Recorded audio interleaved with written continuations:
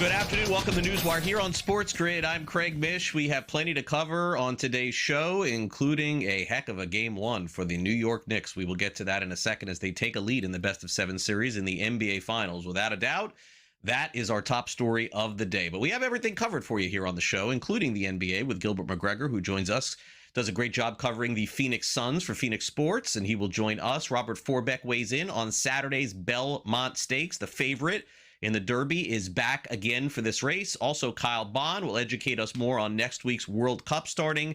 And then Simon Applebaum will discuss everything happening in the world of sports media. From the podcast tomorrow will be televised. Also, some big news in the world of sports betting today. It doesn't affect everybody, by the way, but it does affect you if you live in the state of Colorado. As of right now, the governor has signed a bill that's being put into law, legislation adding new restrictions on sports books and expanding responsible gaming measures. Essentially, can't use credit cards to deposit anymore. That's it. So if you have a credit card like you do in a lot of other states and you just make a deposit, that's out. Has to be a debit, has to be cash. Bettors are limited, by the way, to 6 deposits per gaming day, and new advertising rules are intended to prevent marketing aimed at people under 21.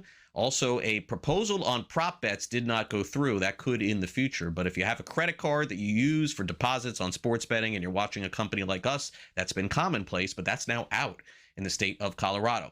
Meanwhile, in the NBA, if you did bet the New York Knicks yesterday with a credit card or anything else, you ended up winning. They win outright, 105-95. Jalen Brunson, 30 points, but the question was, would Brunson come back in the game with an early injury? He did, and ended up scoring 30 points, 13 in the fourth quarter. Wemby had 26, 12, and 3, but essentially the Spurs really struggled on offense, couldn't get anything going in a very paltry second half of the game. Here's Mike Brown on the road win. It's a good win by our guys.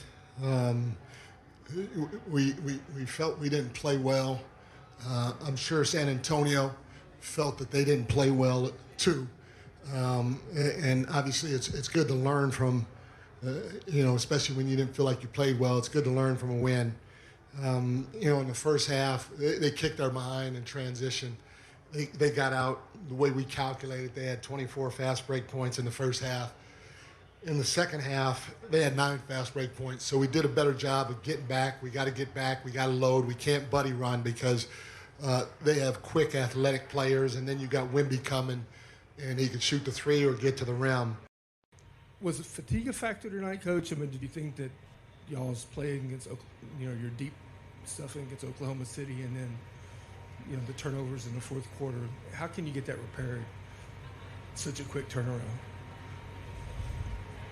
I don't think it was fatigue. I'm sure guys got tired at times, but I didn't feel like anyone's performance was based on fatigue. I think we just need to be sharper and execute better and continue to work the game and not fight it at times and play the right way. And speaking of fatigue, it was not the best game for Victor Wembanyama, who didn't have the game that I guess everybody would have expected, but he said no excuses, just not complicated. They didn't play well. No, of course not. I agree with the coach. And, it's the same. Every team guards differently, I'm going to figure it out.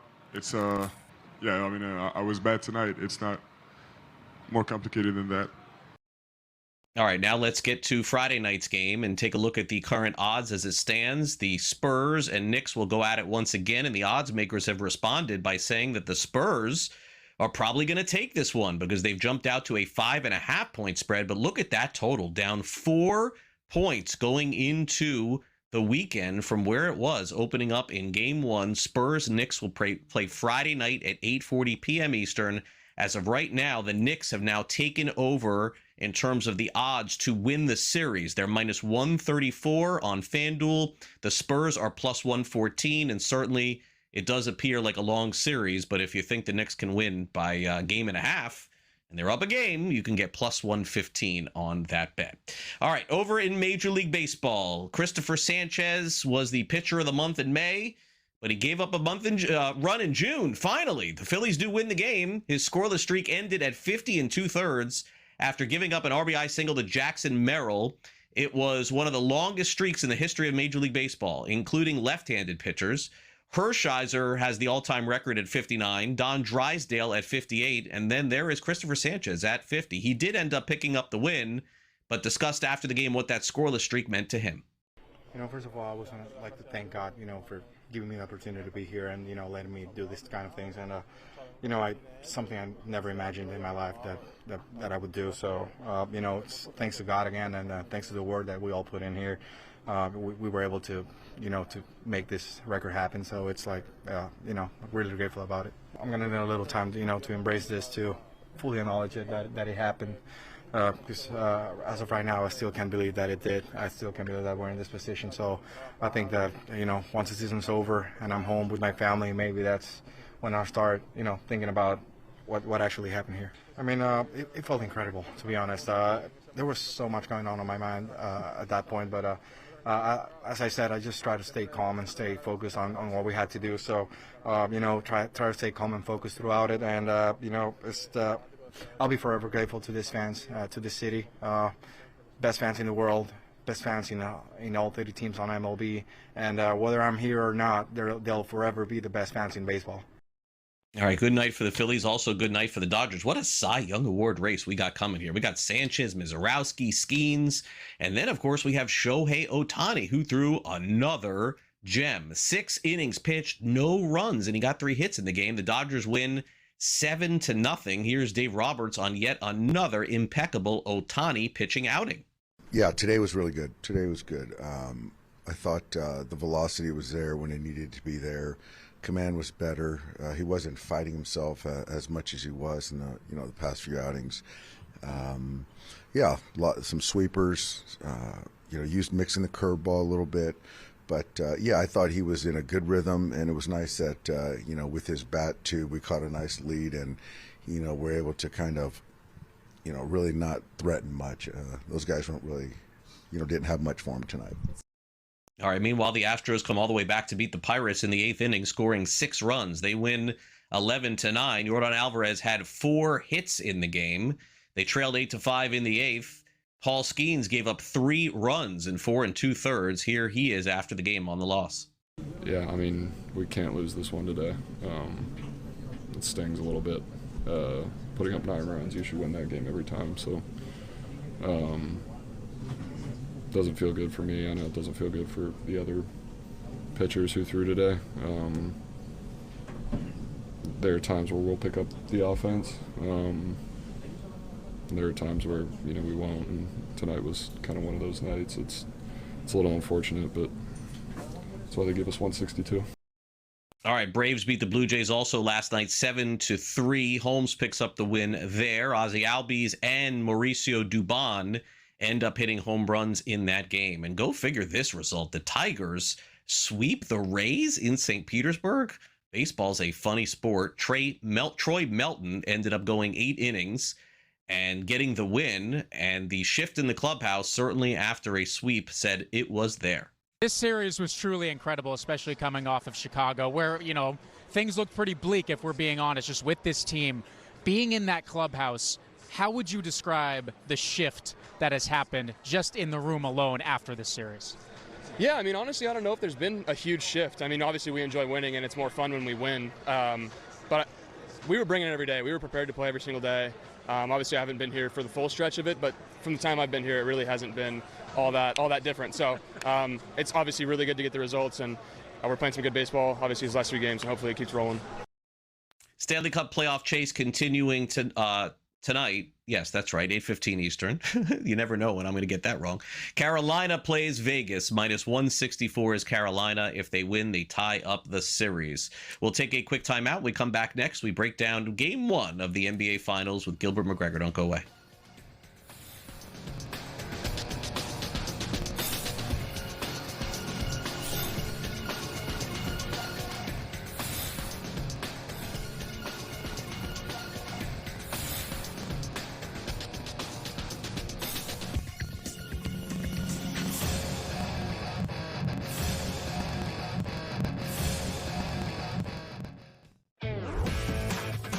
lot of talk has been about sports betting handle being down or flat, right, because of the threat of prediction markets and the growth of them. But we've seen Kalshi actually kind of plateau for the first time in recent memory. Looking at a graphic right now, we've had the spike for the Super Bowl, and then this is usually when things die down. Yes, there's March Madness, but usually sports betting handle kind of goes down over the course of the spring and summer until we get back to football season. NewsWire, only on SportsGrid.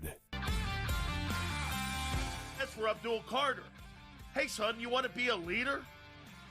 Show up to meetings on time. Don't be late to practice.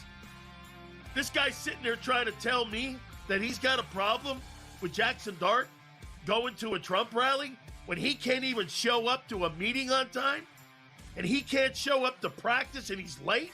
Dude. Outspoken with Dan Cilio, only on SportsGrid.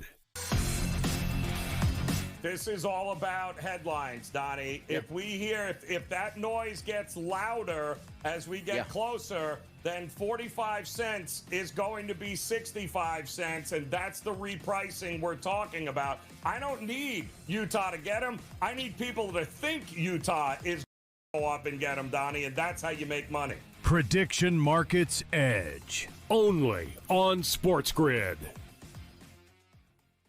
Craig Carton along with Tyrone Johnson. We got great news for you. CraigCartonShow.com. And Tyrone, what do you get if you go to that amazing website? Well, right now you can subscribe to our upcoming newsletter. You put in your email address, and then bang, you'll get all the new Craig Carton Show content when it arrives. Not just that, you also get merch drops, exclusive content, and appearances. So again, one more time, that website is CraigCartonShow.com.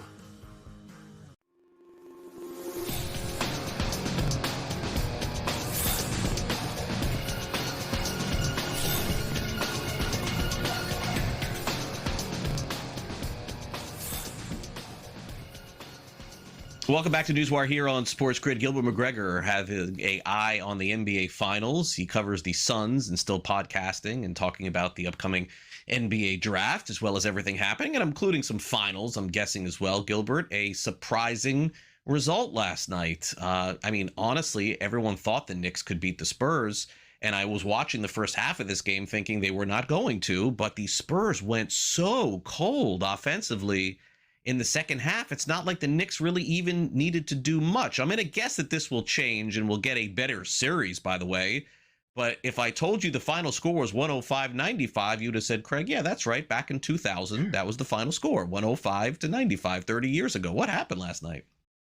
It was an interesting game, to say the least, Craig, and thinking about how the Knicks kind of hit first and the Spurs responded, thanks in large part to Dylan Harper looking like a player who was well beyond his years. Does not look like a rookie out there. But the thing that we learned about this Knicks team throughout this particular playoff run is that they don't say die. They don't quit, and they continue to just stay in striking distance. And that was what happened, I think, towards the end of that third quarter. And their closer was the closer last night. Jalen Brunson didn't have the best game statistically, but he also was playing through a lot of pain, whether it was a knee or the ankle. But when the fourth quarter came around, he did what he does best in the fourth quarter, 13 fourth quarter points to lead this team. And they went on that 11-0 run to close the game, or 12-0 run to close the game at the best possible time. And like you said, the Spurs went cold. And I think that's some of that inexperience that we saw from them. And we saw that togetherness from the Knicks to stick through it. Now, Jalen Brunson was the big story early in the game because he left with an injury. He ended up coming back, and without him, they don't win this game. Now, I understand that people are going to look at the stat line and say 12 for 31. He didn't have a good game, but it was really him in the fourth that led the Knicks to the win, wasn't it? Absolutely. And there's so much more that meets the eye than just the stat line, the stat sheet. I think that we saw in the last round with the San Antonio Spurs how discouraging Victor Wembanyama can be, defensively especially. But we saw a Knicks team led by Jalen Brunson not discouraged by his help side defense. And Jalen Brunson, big shot after big shot. I think to that corner three-pointer that put the Knicks ahead for good. I think to the elbow jumper that he made that looked like it had no chance of going in. Those two big shots in the Knicks, knowing they have that guy on their side, it gives you so much confidence. As I mentioned, having this game within striking distance, you know if you have him in your corner, you're going to have a chance. And he delivers more often than not. He's starting to feel inevitable throughout these playoffs. And this is a Knicks team that hasn't lost since the NFL draft was in round one, which is incredible to say. Yeah, I mean, that is kind of crazy. And we're going to highlight that with a baseball team a little bit later in the show, too. So look at the odds shift for this next game. The big number here, Gilbert, and this is what I want to focus on. 214.5. I don't want to be a prisoner of the moment here, but I don't remember like a total in an NBA Finals game dropping like this. Like, it's basically telling us the tone has been set and these teams are just going to play thug it out kind of basketball here for the rest of the series. Is that possible that this should be 214.5? Craig, I don't know if last night's game is going to be that indicative of what we're going to see for the rest of the series. I know we saw two teams. You talk about Victor Wembanyama struggled, did not play up to his standard. Jalen Brunson did not necessarily play up to his efficiency standard. I do think these are two teams who lock in defensively, and they can make it rock fights. But I do think there's going to be more scoring as the series goes on. We'll see more from Victor Wembanyama. We'll see more efficiency from Jalen Brunson. And there are other guys like OG Anunoby who didn't really get going till late. Mikal Bridges didn't necessarily have the scoring nights that we've seen from him throughout these playoffs. And then the role players like Landry Shamet, guys like that didn't really get going like we're used to. So there's so many different guys that can get going on both sides of this finals matchup that I do think that there's going to be more scoring as the game goes on. But I do think this is definitely a reaction because I think yesterday it was 218.5 going into game one. So the fact that it's dropping, I'm really curious to see how it goes, but I don't feel like that's going to be the trend for the entire series. Now, the finals MVP is now Jalen Brunson at even money at plus 100 off his performance. Wembayama actually is about the same from where he was before because I guess no one really stepped up on the Spurs side to make a difference. Is it that simple, do you think? Basically, I think whichever team wins is going to be because of their best player. Now, Karl-Anthony Towns on the outside looking in, he got a lot of credit for his performance last night. It almost was a little bit quiet just because Jalen Brunson was so loud in that fourth quarter, but they don't get there without Karl-Anthony Towns doing what he did and not being afraid of Victor Wembanyama and really kind of showing the best way to match up with him or as best as you can. So I think if Karl-Anthony Towns turns in a couple big performances in this series, we'll see him get some votes, but definitely makes sense that Jalen Brunson's the leader in the clubhouse after scoring 30 points in game one. All right, so do you change your opinion at all, Gilbert, based off what you see in game one? Can a series completely change off that, or is it possible that San Antonio can win a game in New York? Because it certainly seems possible. I mean, for people who don't think it can happen, Gilbert, let's not forget that San Antonio went into Oklahoma City in a game 7 and won that series too. So is this a big overreaction to make the Knicks this significant of a favorite? I think a little bit of an overreaction. This definitely feels like another series that's going to go 7 games, and I'm sure that there's a reaction to some of the action changing on how this series goes. But as you mentioned, this is the San Antonio Spurs team that won Game 1 and Game 7 in Oklahoma City last series. Now, MSG is going to be a raucous environment once this series shifts to New York City, but the Spurs team seems like they're unfazed by those things. And in some shapes, forms of fashion, sometimes playing on the road is easier because you're not dealing with the pressure of your fans being so anxious about you performing to a certain level. You want to just play spoiler and you want to silence that away crowd. So I feel like the series is still a toss-up. I liked the Knicks coming into this series, actually. They just have a feeling of destiny, honestly. It's not really anything X's or O's or basketball-wise that makes me feel like the Knicks are going to win this series. And last night was kind of another reminder of that. It definitely felt like they stole that game, but we'll see how this series goes. I think that it's going to take a lot of different looks as the series goes on, and it's really hard to tell. Too early to forecast how it's going to go. Gilbert, as we wrap up, the Magic have named a new head coach. The Sixers have named a new president of basketball operations. Any significance to either? I think the Magic is very significant. We'll see what they're going to do decision-wise. They have some decisions with Franz Wagner and Paolo Banchero. The Sixers as well. We don't know what they're going to do with Paul George. Joel Embiid even said he might be done there when he was very candid during his post-game press conference after they were eliminated by the Knicks. So interested to see how that impacts the offseason in both of those franchises. All right, Gilbert, thanks again. Have a great rest of your week. We'll see you next week before Game 3 and 4 of the NBA Finals. Appreciate it. Sounds good. Appreciate you, Craig. Looking forward to it. All right, Gilbert McGregor, catch all of his work over at Phoenix Sports, not just covering the Suns, but covering the rest of the NBA as well. We'll be back with Kyle Bond next.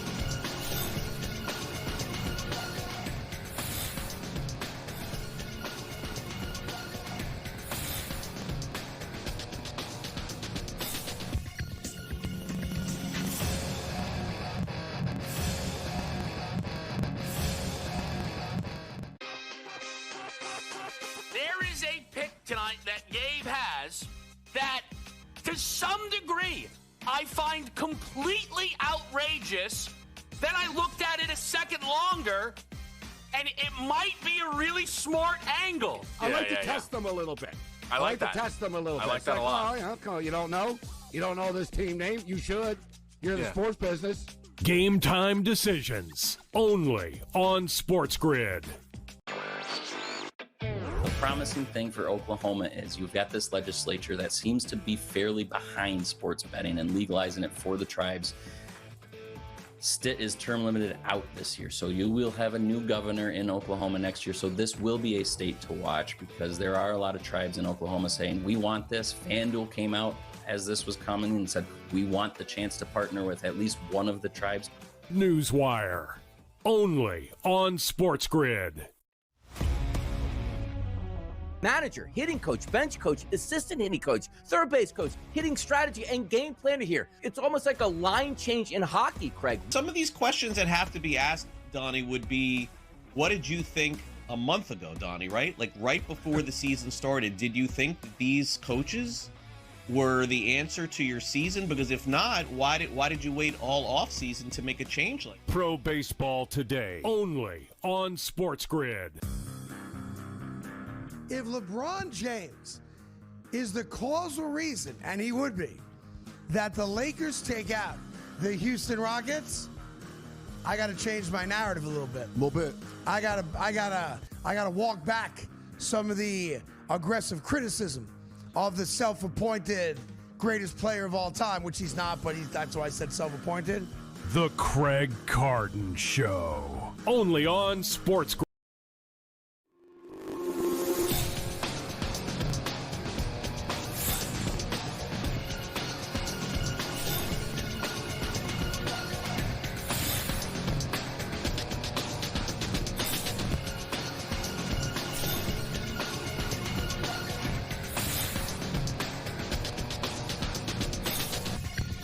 Welcome back to NewsWire here on SportsGrid. Guess what's coming up on Saturday? It is the Belmont Stakes. The Triple Crown Challenge naturally comes to an end without a challenger, honestly. But let's bring in Robert Forbeck, who joins us for the big race coming up in Saratoga. Rob has been kind enough to join us throughout the Kentucky Derby, the Preakness, and now, of course, the Belmont Stakes. Robert, thank you again for coming on the show.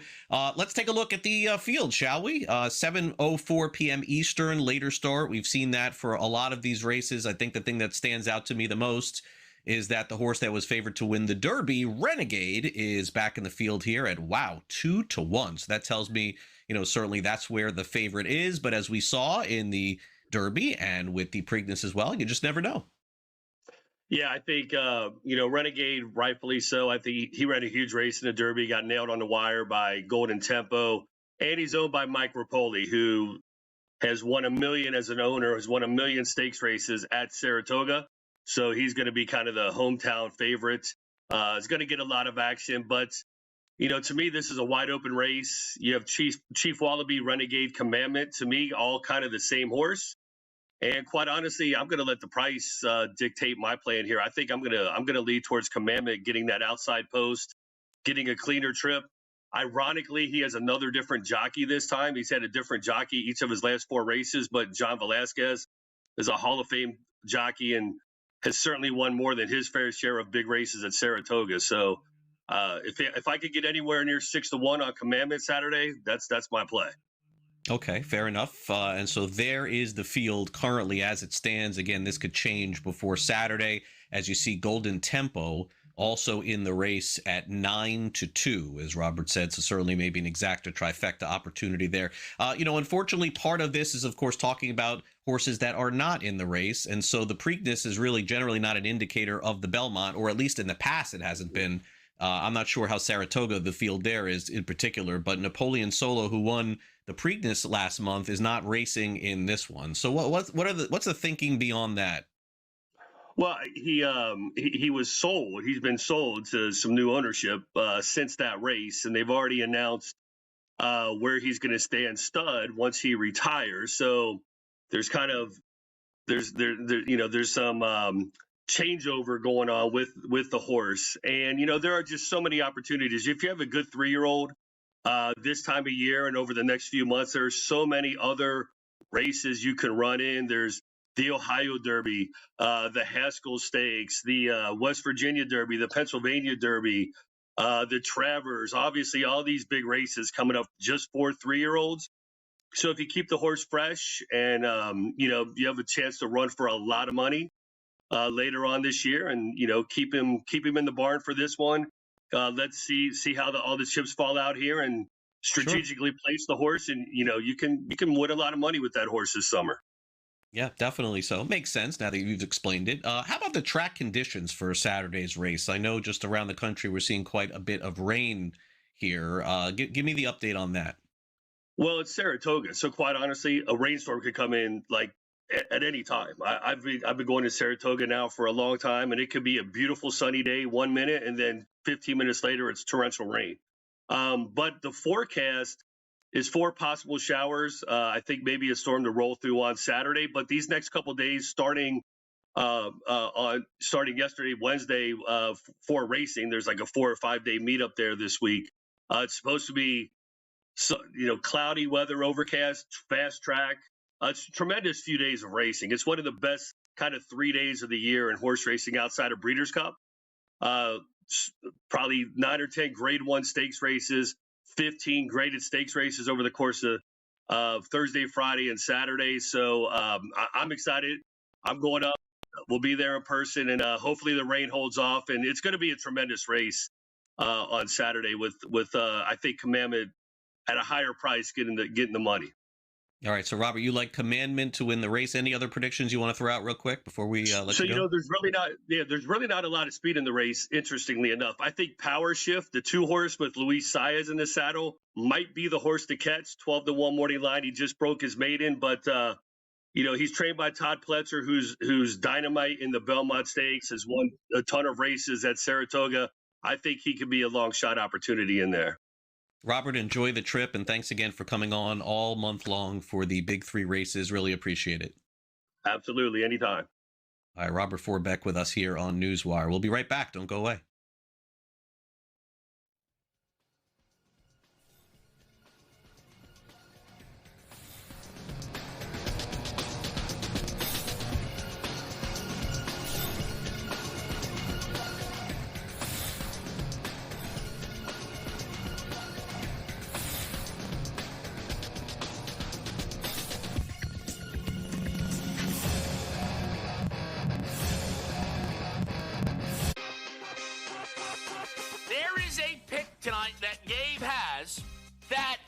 To some degree, I find completely outrageous. Then I looked at it a second longer, and it might be a really smart angle. I like to test them a little bit. I like to test them a little bit. I like that a lot. Oh, yeah, you don't know? You don't know this team name? You should. You're in the sports business. Game time decisions only on SportsGrid. The promising thing for Oklahoma is you've got this legislature that seems to be fairly behind sports betting and legalizing it for the tribes.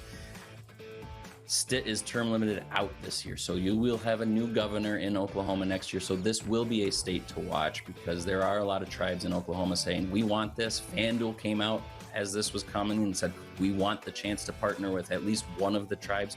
NewsWire, only on SportsGrid. Manager, hitting coach, bench coach, assistant hitting coach, third base coach, hitting strategy, and game planner here. It's almost like a line change in hockey, Craig. Some of these questions that have to be asked, Donnie, would be, what did you think a month ago, Donnie, right? Like right before the season started, did you think that these coaches were the answer to your season? Because if not, why did you wait all off season to make a change like that? Pro Baseball Today, only on SportsGrid. If LeBron James is the causal reason, and he would be, that the Lakers take out the Houston Rockets, I got to change my narrative a little bit. A little bit. I gotta walk back some of the aggressive criticism of the self-appointed greatest player of all time, which he's not, but that's why I said self-appointed. The Craig Carton Show, only on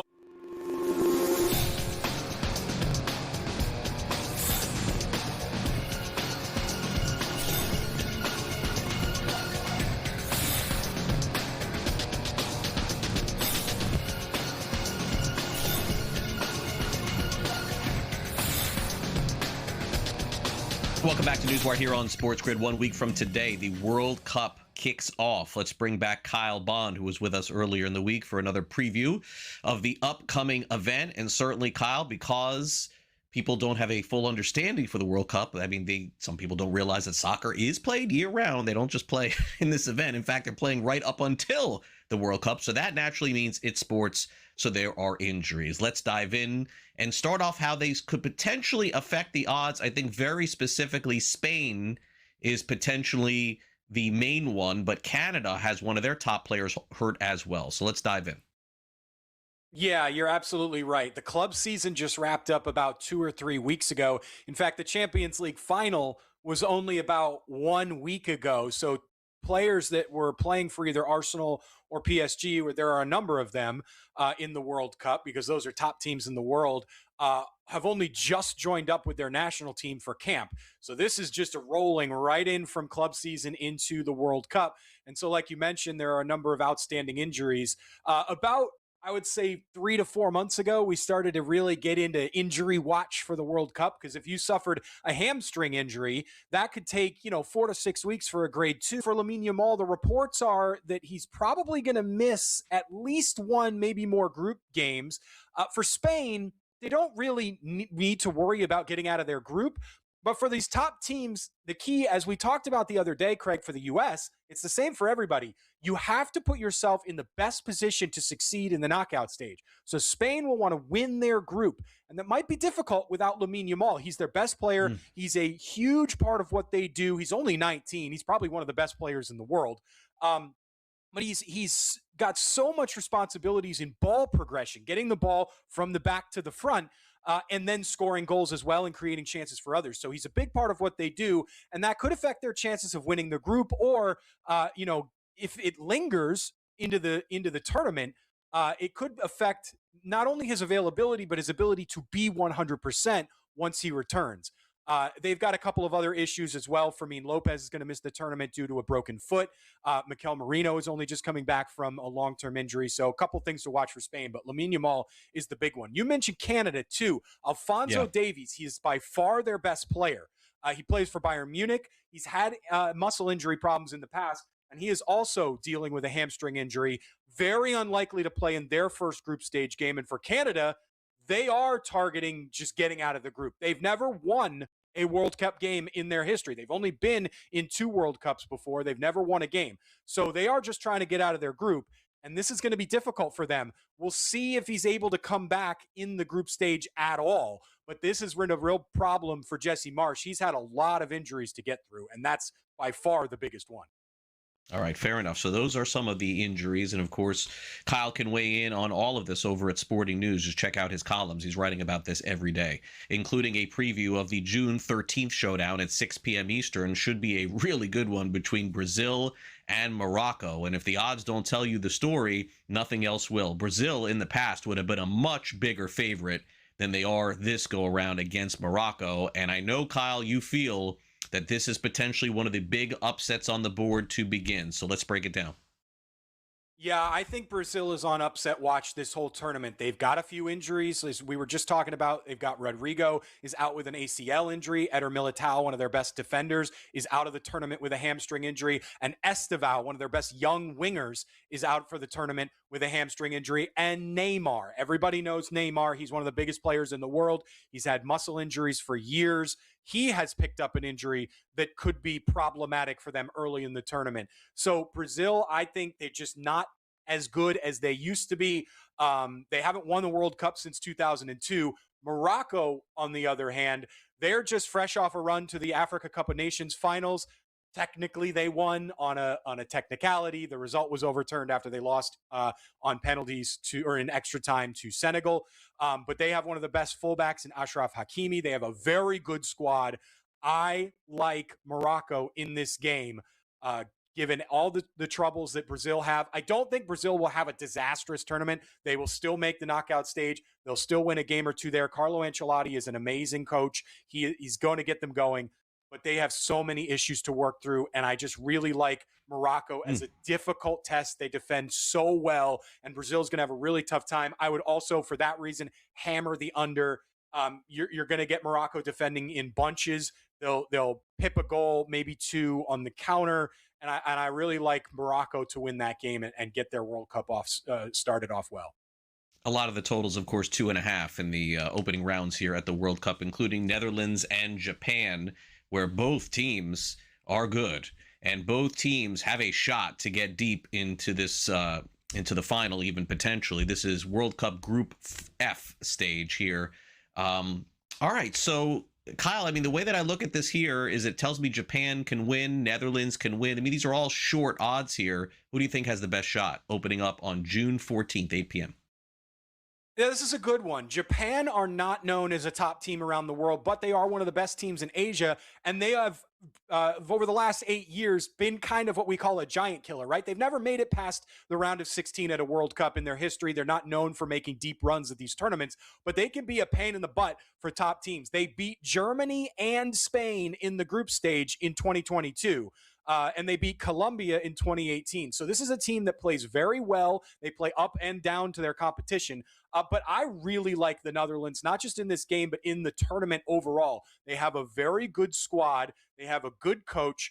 They're well put together. They're deep. And I think they're a dark horse to make a run. I don't think they'll win the tournament, but they are always hanging around, and they're very difficult to play. So I like the Netherlands in this game. I like them to win the group, and I like them to make probably the quarterfinals at the very least, if not be one of the surprise teams in the semifinals. And they're just a really, really good team, and I'm with them here to make a deep run in the tournament. One of the great things about the World Cup is a lot of the matches are during the day, and June 15th at 3 p.m. Eastern, we're going to get a dose of that as Belgium takes on Egypt. I know nothing of Egypt here other than they're one of the bigger dogs going into the first round here, and certainly with a total of 2.5 and Belgium being favored here, it tells me Belgium's got a great shot to win this one. But why is Egypt such a big dog here, Kyle? Yeah, so this is a fun game, mostly because you've got two aging former Premier League stars playing against one another. Kevin De Bruyne, who played for years at Manchester City and is one of the best players to ever play in the Premier League, and Mohamed Salah, who left Liverpool after his last season this year and is one of the best players ever to play in the Premier League. So they'll go up against one another. Belgium are a weird team, Craig. They finished third in 2018 with a golden generation of talent. They had a ton of players up and coming. That was like Kevin De Bruyne's breakout year 8 years ago on the international stage. And then they completely flopped in 2022 and dropped out in the group stage. Egypt are a really well put together team, kind of like Japan, but in kind of the opposite sense. Japan can really get after you on the counter. Egypt defend very well, and then they've got a superstar in Salah in the attack. So you've really got strength versus strength. Belgium attack, attack, attack. Egypt defend, defend, defend. I think it'll be a really interesting kind of throwback game, but I think Belgium should win. Kyle, how about to win the Golden Boot? There's two heavy favorites, Mbappe and Harry Kane, and then everybody else is up for grabs here. Is that the way that it should be? Do you agree with that? I like both of those players. They're very good players, and they have a great chance to win this award. I'm looking at Erling Haaland and Spain striker Mikel Oyarzabal, who is very, very good on the international stage. And if Lamine Yamal comes back and is at his best, he could be feeding him chances. I love Oyarzabal. Strange to see Messi and Ronaldo further down the line, but that's where we're at. All right, Kyle, thanks again. We'll talk to you next week. Thanks, Craig.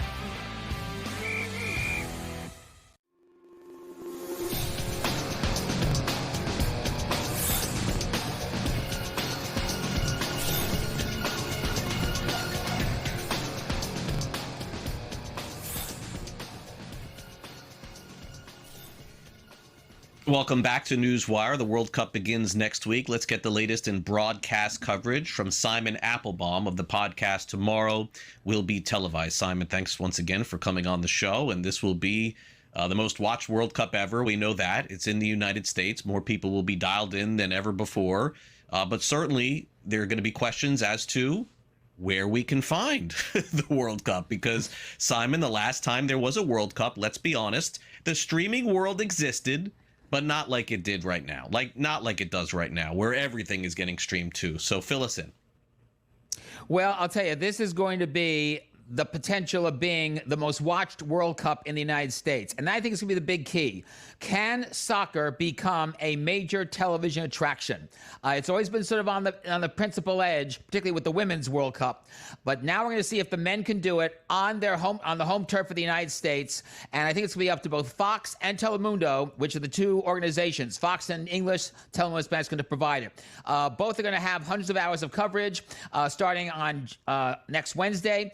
We're going to see Fox with about 350, 400 hours of coverage, including a new late-night show with James Corden that will be on at midnight after each World Cup day.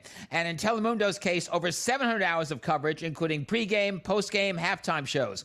This is going to be maybe the most soccer-friendly telecast ever because you have more games, you have more teams, 48, over 100 games. You have, for the first time, 40 games in prime time. So we're going to see if soccer can become, for the first time, a prime time attraction in the United States in a very big way. You're also going to be seeing the top soccer broadcasters. John Strong is going to be doing the main games on Fox, starting with the Paraguay-USA game next Friday. And Andres Cantor and Omar Lozano are going to be doing the lead presentation for Telemundo. In addition, Telemundo is also going to do something very interesting. I'm curious to see if Fox is going to do it too. They will have reporters embedded in the major teams. So there'll be a reporter with the U.S. team, a reporter with the Spain team, a reporter with the English team, et cetera, et cetera, et cetera. Also, there are going to be halftime interviews, which FIFA will allow. And there's also going to be these hydration breaks, which will allow either more interviews, more analysis each half, plus the possibility in case of Fox for advertising. So it's going to be a very interesting thing to see how the coverage breaks out. Both organizations have major coverage plans. And by the way, in terms of mega content, you can catch every game on Fox One. That's the mega content bundle. And all the Spanish language games will be on Peacock. And in the Peacock coverage, there'll be a special hub so that you can get interactive features like multi-view coverage, major multi-camera coverage if you want a time. There'll be some interactive features, including the possibility of bet tracking. And in addition, Roku and Vizio and the other smart TV sets that have sports zones, they will be creating special zones for World Cup coverage. Incidentally, Zach Kenworthy, who is the vice president of production for Fox Sports, he will be my lead guest today on a special 2-hour edition of Tomorrow Be Televised that starts at 3 p.m. Eastern, noon Pacific on TalkShoe, Facebook, YouTube. And if you want to hear what we had to say with Telemundo, with Joaquin Diaz and Miguel Lorenzo, they're the heads of Telemundo Deportes, you can check out our podcast platform affiliates because we did a special Tomorrow Be Televised segment with them last week. So all in all, I think this is going to be a big thing for soccer in the United States. And keep in mind this. Remember, when the men and women's hockey team won the Olympic gold medals, it produced a viewing surge for NHL games, including the Stanley Cup finals that are going on right now. And the Professional Women's Hockey League got a break with Ion covering their championship matches. Let's see if this has a big to-do for both Major League Soccer for the men and the National Women's Soccer League for the women. And keep in mind something else, too. This is Fox's last shot at doing the World Cup under their current contract. You better believe that Netflix and Prime Video and Paramount Plus and all the main content services are being watching very carefully to see how Fox and Telemundo do, because they could be in the running starting in 2030 for the World Cup. And don't forget, Netflix has the next 2 Women's World Cups. The first one is next summer. Oh, great stuff from Simon. And of course, World Cup coming next week. We'll have special coverage, which we'll tell you about next week as well. I don't want to spoil the big party. Breaking news from the world of sports and streaming. Front Office Sports, and we have a lot of friends over there, of course, because they've appeared with us too, are starting their own national show. Tell us more about that. It's a syndicated show. It has already cleared most of the country. Many of the Fox stations in New York, LA, and around the country will be carrying it either at 7 or 7:30 local time. This is the first evening syndicated show to start in decades. And it's Front Office Sports tonight. Rob Silverstein, the former executive producer of Access Hollywood, which, by the way, will wrap up its final season on the NBC stations this fall. He is the executive producer. They are counting it as sports entertainment, sports television, sports, other sports media, sports and culture. It's all going to be combined into a news magazine format. Some segments originate here in New York, others in LA. They also plan to be at sports events around the country, also covering the world of sports business. So this has an opportunity to be really special. Now, don't forget, 2 years ago, WPX here in New York decided to do an early evening sports show, New York Sports Tonight. It ran for 2 seasons, and they're now doing an 11 p.m. show, Nightcap. So we'll see if Front Office Sports can break through. One piece of advice: be doing the long term. This is a long slog. It takes a lot to break habits for people who love to watch things like Wheel of Fortune, Jeopardy, Entertainment Tonight in that 7-day time period. So if Front Office Sports can keep it going, find their voice early, I think they have a great shot to make it. All right, finally, we saw Russell Wilson get named to the broadcast team on the NFL Today on CBS. And then we weren't sure if that meant he was retiring or not, Simon, but he made that clear yesterday. He went on social media and said, thank you for everything, I'm done. Had a fantastic NFL career. Let's also call it what it was. Signed a horrific contract to go to the Denver Broncos, and his career ended with a thud. His Hall of Fame case is an interesting one here, Simon. I'm not really sure where this will go, but I'm sure he'll be a great broadcaster. Absolutely. And by the way, he was going to go to the New York Jets to back up Geno Smith, and he decided then, I'm going to take the NFL Today deal, and I'm going to retire. I think it's a big break for CBS. They get somebody who is obviously a possible Hall of Famer because of his NFL career. And don't forget, you could see maybe Russell Wilson down the line being not only an NFL co-host, Today co-host, that is. You could see him being an NFL commentator on one of CBS's main telecasts. So I think this is the break for Russell, and we'll see if his NFL Today work this fall leads him to a great career in television. I think it will. He's going to be great and personable on TV, I think. Hall of Fame case, very interesting one, though, I think. All right, great to see you, Simon. Thanks again. We'll see you next week. You got it, Craig. Take care. Enjoy the World Cup next week. All right, we will take a quick timeout, wrap things up, talking about a new contract for a wide receiver in the NFL. Don't go away.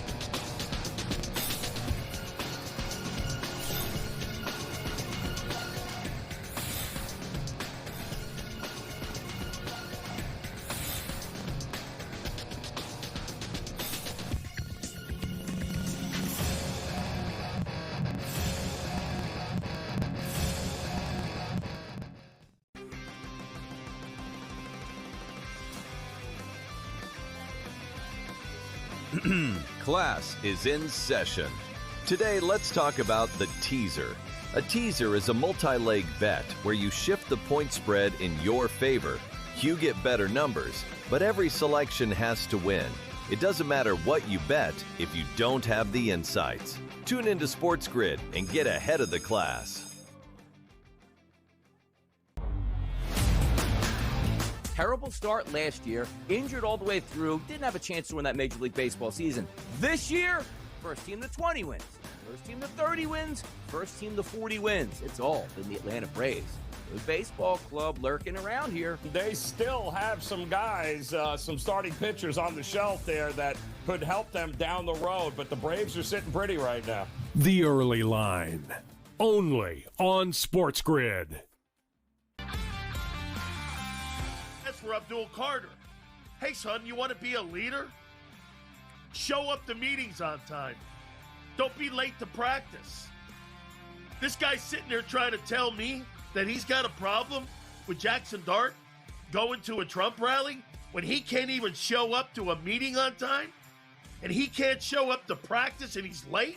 Dude. Outspoken with Dan Cilio, only on SportsGrid. Well, the talk has been about sports betting handle being down or flat, right, because of the threat of prediction markets and the growth of them. But we've seen Kalshi actually kind of plateau for the first time in recent memory. Looking at a graphic right now, we've had the spike for the Super Bowl, and then this is usually when things die down. Yes, there's March Madness, but usually sports betting handle kind of goes down over the course of the spring and summer until we get back to football season. NewsWire, only on SportsGrid.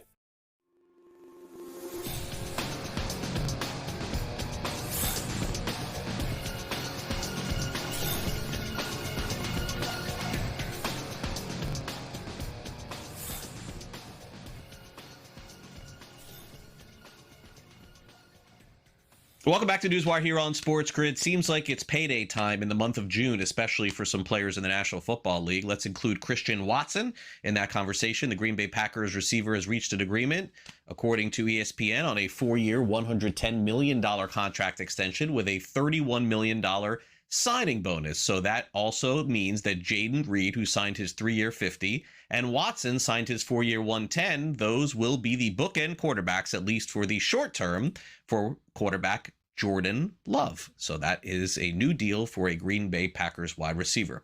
As we wrap up the show, are you ready for some Chipotle, potentially for free? Also, the fan who ran onto the court finds what his next destination will be. And also, Jazz Chisholm weighs in on what happened in an event with him and Michael Jordan. Time now for some last licks.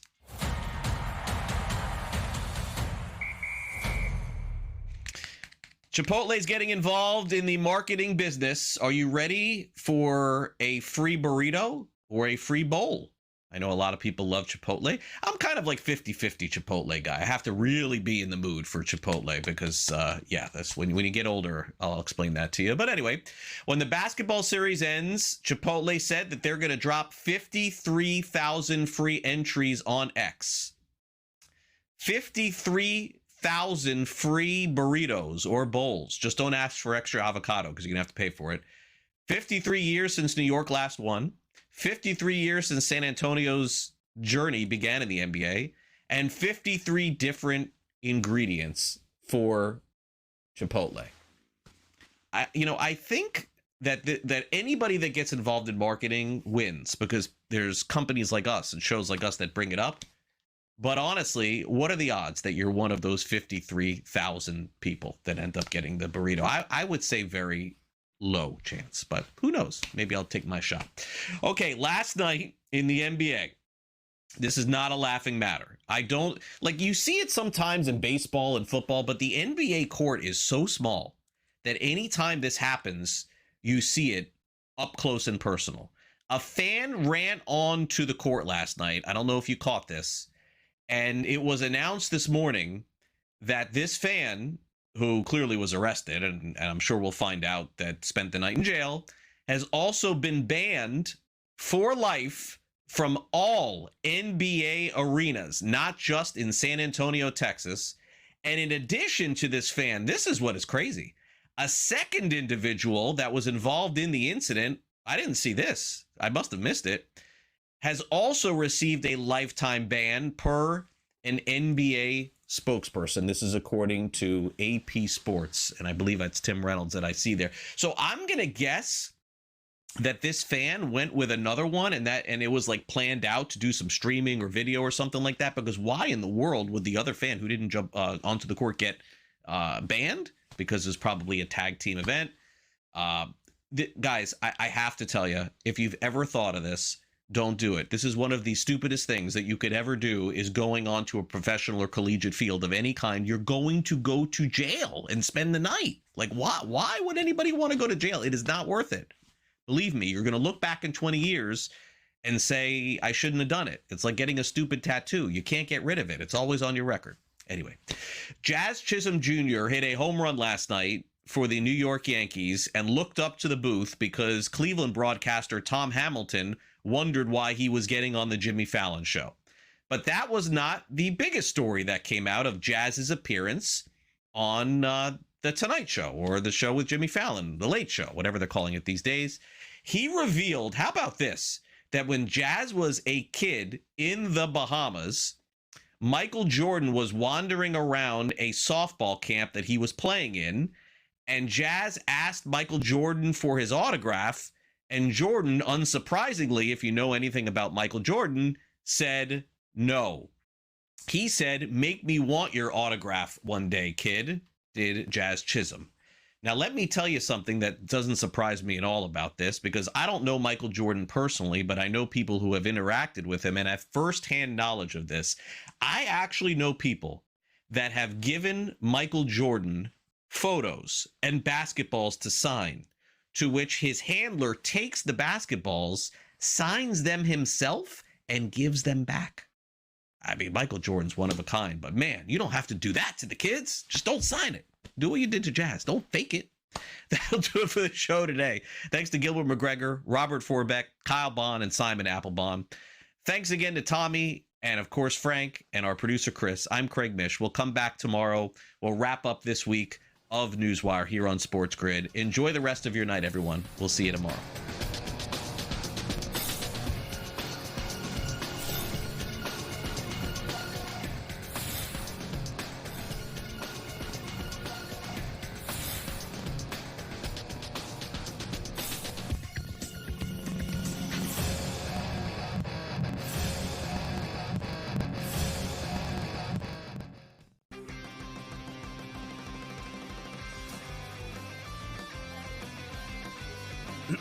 Class is in session. Today, let's talk about the teaser. A teaser is a multi-leg bet where you shift the point spread in your favor. You get better numbers, but every selection has to win. It doesn't matter what you bet if you don't have the insights. Tune into SportsGrid and get ahead of the class. Terrible start last year, injured all the way through, didn't have a chance to win that Major League Baseball season. This year, first team to 20 wins, first team to 30 wins, first team to 40 wins. It's all been the Atlanta Braves. Good baseball club lurking around here. They still have some guys, some starting pitchers on the shelf there that could help them down the road, but the Braves are sitting pretty right now. The Early Line, only on SportsGrid. For Abdul Carter. Hey, son, you want to be a leader? Show up to meetings on time. Don't be late to practice. This guy's sitting there trying to tell me that he's got a problem with Jackson Dart going to a Trump rally when he can't even show up to a meeting on time? And he can't show up to practice and he's late? Dude. Outspoken with Dan Cilio, only on SportsGrid. Well, the talk has been about sports betting handle being down or flat, right, because of the threat of prediction markets and the growth of them. But we've seen Kalshi actually kind of plateau for the first time in recent memory. Looking at a graphic right now, we've had the spike for the Super Bowl, and then this is usually when things die down. Yes, there's March Madness, but usually sports betting handle kind of goes down over the course of the spring and summer until we get back to football season. NewsWire, only on SportsGrid.